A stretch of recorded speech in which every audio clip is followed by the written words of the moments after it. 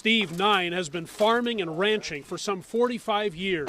These are tough times on the Colorado prairie. Yeah, that's where your calves are. Several years of low crop prices, punctuated by a trade war, have left 9 and his fellow farmers on edge. You might get behind a little this year, a little more the next year. Well, we're about the 5th year, and like I say, then with these tariffs, putting these prices lower, definitely they're concerned. 300 kilometers to the west, at a women's sportswear company called Crimson Clover. We specialize in knitwear, mainly sweaters. The best knitters in the world are in China. Founder Rhonda Swenson worries about today's tariffs and those the Trump administration threatens to impose on China in the near future. The final round is everything we do, everything.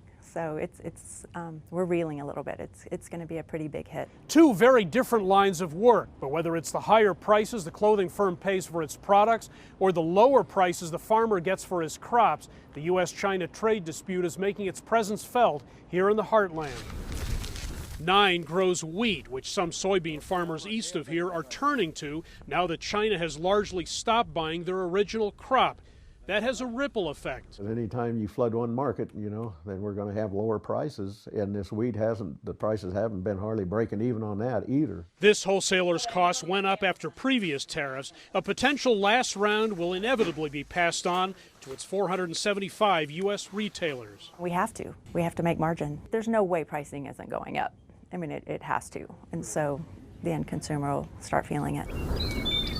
Workarounds are in short supply in both places. 9 has thought about expanding his cow herd, but China placed tariffs on U.S. beef. It did knock our calf price down some. Swenson has put expansion at the company on hold and is looking into using factories in countries besides China. It takes us 18 to 24 months to bring a product to market.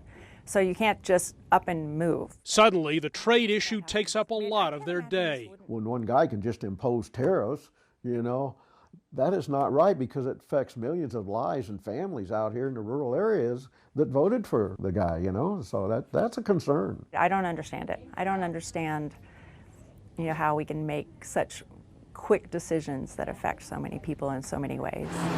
Whether in the city or the country, the landscape has changed for many business people. They're now busy figuring out how they can adjust. Hendrik, Sybrandy, CGTN, Denver.